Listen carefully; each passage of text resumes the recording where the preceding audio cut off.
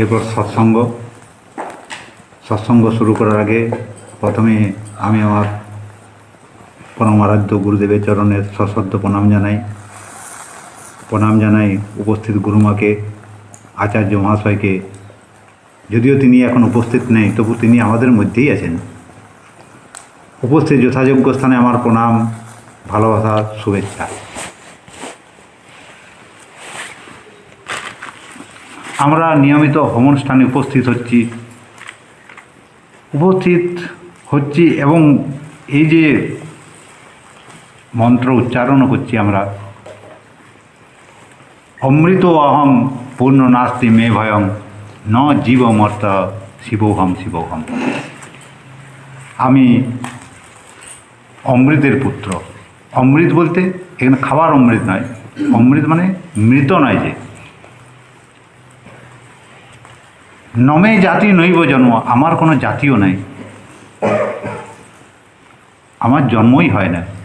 ন গোত্র ন লিঙ্গ, আমার কোনো গোত্র নাই, আমি না স্ত্রী না পুরুষ, কোনো লিঙ্গও নাই। নিত্য অয়ম আত্মা শিবোহম শিবোহম, আমি নিত্য আত্মাস্বরূপ, শিবস্বরূপ, শান্ত, অদ্বৈত। কিন্তু আমাদের কি বোধ? আমরা সৎসঙ্গে উপস্থিত হচ্ছি এই কারণে যে আমাদের প্রতিবারের মতো এবারও বলছি, আমাদের অভীষ্ট কী? এই যে বেদান্ত মন্ত্র, গুরুর প্রতি আমাদের যে শ্রদ্ধা ভাব, হোম অনুষ্ঠান, এসবের মধ্যে দিয়ে আমরা কি চাই?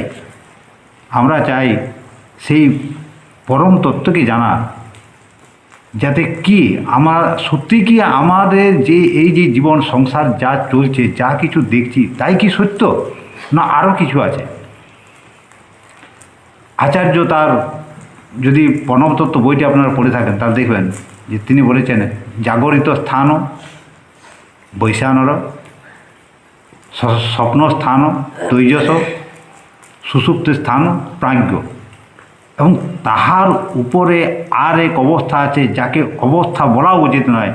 কেন অবস্থা বলা মানে আর একটি অবস্থা কথা বর্ণনা করা।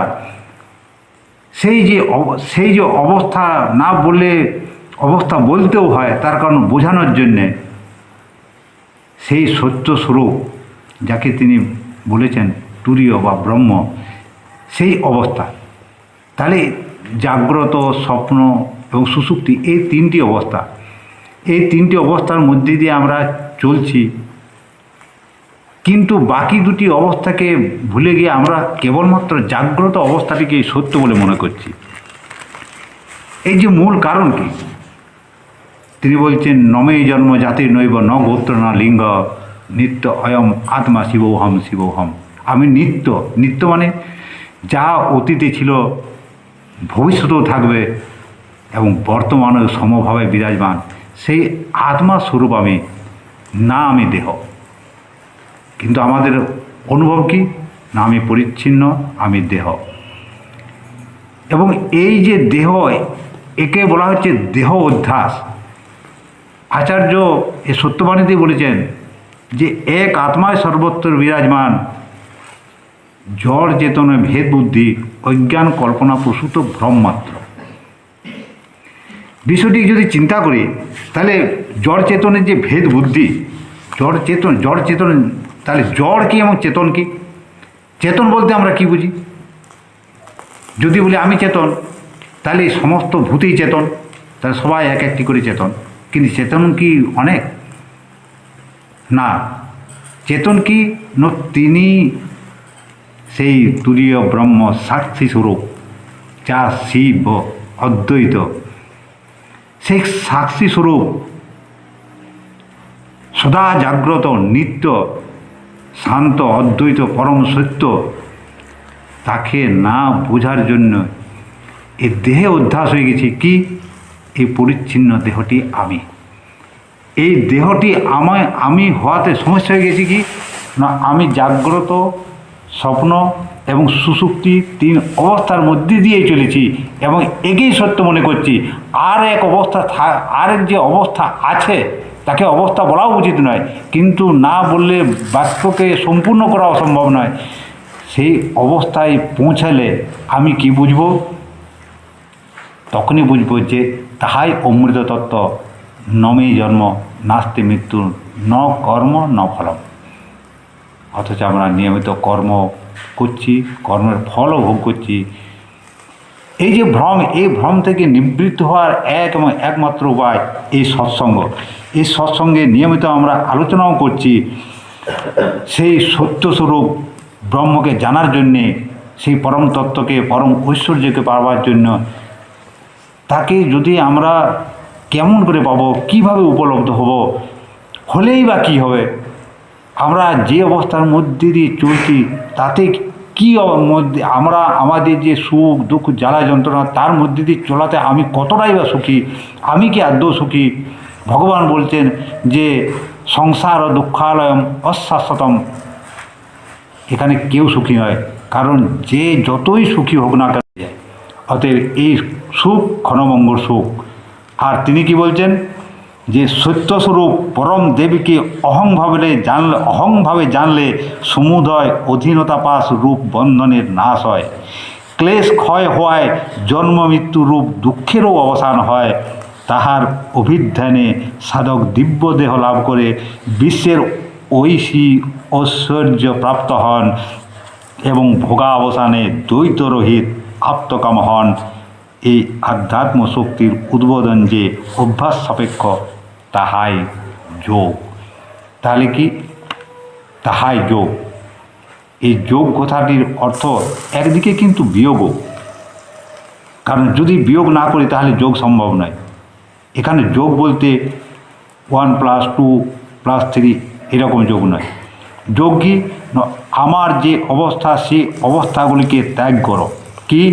জাগ্রত অবস্থায় আমি যা দেখছি তাহা মিথ্যা। স্বপ্ন অবস্থায় আমার যা কিছু অনুভব আসছে তাহা মিথ্যা। সুষুপ্ত অবস্থায় আমার যে লয় অবস্থা চলে আসছে, যাকে কারণ শরীর বলা হয়, তাহাও মিথ্যা। যদি এই 3 অবস্থায় মিথ্যা হয় তাহলে কি? তাহাই ঐশী ঐশ্বর্য। তাহাই ঐশী ঐশ্বর্য, অবিনাশী এক পরম সত্য, পরম ঐশ্বর্য, যেখানে না দুঃখ, না মৃত্যু, না রোগ, না শোক, না মোহ, না কোনো কিছু। অথচ নিয়মিত আমাদের আলোচনাও হচ্ছে। এই আলোচনার মধ্যে দিয়ে আমরা উপলব্ধ হচ্ছি না কেন? এই যে উপলব্ধি না হওয়া, এই উপলব্ধি না হওয়ার মূল যে কারণ, আমি আমার অনুভব থেকে বলছি, যদি কারো অন্য অনুভব হয়ে থাকে তা বলবেন। আমি অনুভব বলছি যে এর যে মূল কারণ, তাহা কি? আমি নিজেকে এই দেহ সীমিত দেহ ভাবছি, এবং এই দেহ ভাবাতেই যে আমি করছি, তাহা সেই পরম সত্য আমিকে নয়, আমি এই দেহ আমিতে পরিণত হয়ে গেছি। এই যে আমি, এই আমিটার উৎপত্তি কোথায়? যদি চিন্তা করা হয় যে আমি উৎপত্তি কোথায়, তাহলে চেতন এক পরম চৈতন্য সর্বত্র বিরাজমান। সেই পরম চৈতন্য কেমন? না তিনি নিরবয়ব, নিরংশ, সত্য, অদ্বৈত, সূক্ষ্ম, অব্যবহার্য, অকার্য, অবিকার্য। তাতে কোনো কিছু হওয়া সম্ভব নয়। তাহার চেতন স্বরূপ। তাহলে বাকি সব যে দৃশ্যমান জগতে আমরা যা কিছু দেখছি তাহা জড়। তাহার জড়। আমি কি দেখছি? না, যা কিছু আমার দৃশ্যগোচর। এই বহির জগতে আমি যা কিছু দেখছি তাহাও যেমন জড়, তেমনি আমি আমার দেহকেও দেখছি, এই দেহ জড়। কারণ দৃশ্য মানেই জড়, দৃশ্য মানে তাহা ক্ষয়িষ্ণু, তাহা বিনাশশীল, তাহা জড়, তাহা অসত্য, তাহা জগৎ। তাহলে এই যে আমি বলছি আমি কি, তাহলে সেই চেতন পরম তত্ত্বে তাহা অবিকার্য, অকার্য, অব্যবহার্য হয়, তাতে কোনো কিছু হওয়া সম্ভব নয়। আর জড়ের থেকে কোনো কিছু সৃষ্টি হওয়াও সম্ভব নয়। তাহলে জড়ের থেকে সৃষ্টি হওয়া সম্ভব নয়, আর চেতন অকার্য, অব্যবহার্য। তাহলে এই আমি শব্দটা আসছে কোথার থেকে? আমি কোথার থেকে বলছি? আমি করছি সারাদিন সকাল থেকে সন্ধ্যা পর্যন্ত আমি জাগ্রত, আমি স্বপ্ন দেখছি, আমি সুষুপ্ত অবস্থায় গেছি, ঘুম থেকে ওঠার পর আমি বলছি আমি কাল ভালো ঘুমিয়েছি, আমি কাল এই রকম স্বপ্ন দেখেছি। এই জ্ঞান কীভাবে হচ্ছে? এই আমি কোথার থেকে আসছে? সত্যস্বরূপ পরম দেবকে অহংভাবে জানলে সমুদয় অধীনতা পাশ রূপ বন্ধনের নাশ হয়। সত্যবাণীর 42 নম্বর পাতায় আছে। এই যে অহং আমি, এই আমির যদি খোঁজ আমরা কোনো মতে করতে পারি, জড় থেকে সৃষ্টি সম্ভব নয়। চেতন তিনি কিচ্ছু করেন না, তবু আমি বলছি এবং আমি জন্ম হয়েছে। এই আমিকে বলা হচ্ছে জড় চেতনের বন্ধন, যাকে চিত জড় গ্রন্থি বলা হয়। জড় থেকে সৃষ্টি হওয়া সম্ভব নয়, চৈতন্য তিনি অব্যবহার্য। অথচ আমি, এই যে দুটি মাঝে সৃষ্টি হয়ে গেছে, যাকে জড় চেতনের, যাকে অবৈধ বলা হয়, এই অবৈধ সন্তানের জন্মই হচ্ছে আমাদের বন্ধনের মূল কারণ। এই আমি রূপ যেখানে সম্ভব নয় অথচ হয়ে গেছে। এই আমিকে অহংভাবে জানলে, অহংভাবে কেমন করে জানব? অহং, উপনিষদের বাণী, অহম ব্রহ্ম অস্মি, আমি সেই ব্রহ্মস্বরূপ। তাকে আমরা জানতে পারছি না, বুঝতে পারছি না। কেমন? অহম আমি বলতে আমি দেহ অধ্যাস আমি হয়ে গেছি। অহংভাবে যদি জানি তাহলে কি, যেখানে ওই যে অহংকার রূপী যে অহংকারের নাশ করার পর যাহা থাকে কেবলমাত্র তাহাই আছে। অহংকার নাশ হয়, যদি হয়, নাশ হয়ে যায়, সেই অহংকার নাশের পর কিন্তু আছি, আমি আছি, মানে অহং এবং আছি এই দুটি শব্দ হয়ে যায়, শুধুমাত্র আছি। অহংকারের নাশ, এই অহংকার নাশ হলে, এই যদি অহংকার নাশ হওয়ার পর ওই অহংয়ে যদি উপনীত হতে পারি আমরা, তবে সেদিন পরম শান্তি আমরা লাভ করব। আমাদের যে মূলত ভ্রম, সেই মূলত ভ্রম হওয়ার কারণ জন্মান্তরের, আপনাদের যদি কারোর মধ্যে এই নিয়ে কোনো সন্দেহ থাকে যে পূর্বজন্ম পরজন্ম বলে কিছু নাই, তাহলে সেই ভ্রমকে কিন্তু চিরদিনের মতো নিজের মন থেকে নাশ করুন। কারণ কোনো কিছু না থাকলে যেন কোনো কিছু সৃষ্টি হওয়া সম্ভব নয়, তেমনি আমার জন্ম হয়েছে যখন আমি জানি তখন কিছু আছে। কোনো কিছু না থাকলে কোনো কিছু হওয়া সম্ভব নয়। মাটি না থাকলে কোনো ঘট তৈরি হওয়া সম্ভব নয়, এবং ঘট নষ্ট হলে মাটিতেই বিলীন হয়। তেমনি এই আমি রূপ যে ঐশী সম্পদ, তাহা আছে বলে এই আমি হয়েছি। এই আমি নাশ হলেও আমি জানি আমার মৃত্যু হবে, তাই আমি সেদিনও থাকব, আমার মৃত্যু হবে। আমি মরব বলছি কখনো, এবং আমরা লিখিও দেহত্যাগ, পরলোক গমন, কথাগুলির যথার্থ অর্থ আমরা বুঝতে পারি না। যদি আমরা বুঝি, যদি আমরা চিন্তা করি সচেষ্টভাবে, তাহলেই বুঝতে পারবো সেই পরম তত্ত্ব কী। সেই পরম তত্ত্বকে অবগত হওয়াই আমাদের একমাত্র অভীষ্ট হওয়া উচিত। এই যে সংসার যন্ত্রণায়, সংসারের জঞ্জালে যারা ফেঁসে আছি, এখানে যে সেই চিরন্তন সুখ হওয়া সম্ভব নয়। কারণ পূর্বজন্মে আমি যে কোনো বিলাসবহুল রাজপ্রাসাদে জন্মগ্রহণ করিনি, বা কোনো রাস্তার ভিখারি ছিলাম না, তার কোনো প্রমাণ আছে কি? কিন্তু সেই অবস্থার মধ্যে দিয়েও সেই তখনকার সংকল্পগুলি প্রারব্ধ কর্ম হিসাবে এই দেহ আমার লাভ হয়েছে। এই দেহে আমি যা কর্ম করব সেই কর্মের অনুরূপ আমাকে দেহ ধারণ করতেই হবে, এ 100% নিশ্চিত। এর থেকে মুক্তি নাই। তাহলে কি? নমে জন্ম জাতির নৈব ন গোত্র ন লিঙ্গ। আমার জন্ম নাই, কার জন্ম? অহংভাবে জানলে সেই আমির জন্ম নাই। আমার জন্ম হয়েছে, আমি জানি, আমি আজ প্রৌঢ়, আমি জানি। আমার মৃত্যু হবে, আমি জানি। আমার মৃত্যু হবে, আমি জানি। মৃত্যুর পরও আমি থাকব, তাহাও আমি জানি। এই আমি আমাদের পরম অভীষ্ট, পরম তত্ত্ব, সত্যস্বরূপ ব্রহ্ম আত্মা, তাকেই একমাত্র উপলব্ধ হয় আমাদের একান্ত কর্তব্য হওয়া উচিত এবং নিশ্চিত হওয়া উচিত। আমরা এই সত্যায়তনে উপনীত হয়েছি, সত্যায়তনে আমরা নিয়মিত এই হোম অনুষ্ঠানে উপস্থিত হচ্ছি, সৎসঙ্গ করছি। আমাদের যদি আত্মিক চেতনার বিকাশ না হয়, তাহলে এগুলি বৃথা মাত্র।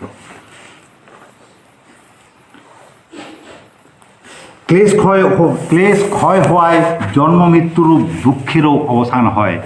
তাহার অভিধানে সাধক দিব্য দেহ লাভ করে বিশ্বের ঐশ্বর্য প্রাপ্ত হন এবং ভোগাবসানে দ্বৈতরহিত আপ্তকাম হন। দ্বৈতরহিত, সমস্ত যে কোনো কিছুর বিকারের জন্য দ্বিতীয়ের প্রয়োজন, দ্বৈত ছাড়া সম্ভব নয়। আরে লোহাতে মোর্চা ধরার জন্য অক্সিজেন এবং জলীয় বাষ্পের প্রয়োজন হয় বিজ্ঞানের হিসাবে। কোনো কিছুকে নাশ হওয়ার জন্য, যেমন আহুতিতে এই সমস্ত কিছু পুড়ে ভস্মীভূত হয়ে যাওয়া, তারা পরম তত্ত্বে বিলীন হয়ে গেল, নিজের সত্তায় ফিরে গেল। অগ্নিও তার নিজের সত্তায় ফিরে গেল। এখানেও দ্বৈত, এখানেও দ্বিতীয় বস্তুর উপস্থিতি আছে, উপকরণ এবং অগ্নি। দ্বৈত ছাড়া কোনো কিছুই সম্ভব নয়। এবং এই দ্বৈত যদি আমরা বিলীনের মধ্যে দিয়ে যাই, তাহলে এই যজ্ঞের অগ্নির থেকেই বিলীন হয়ে গেলে আমরা এক পরম তত্ত্বে পৌঁছাবো।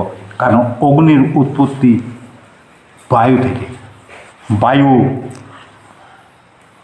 আকাশ, আকাশের পর তাহাই আমাদের ঋষি বলেছেন, অনাহত শব্দ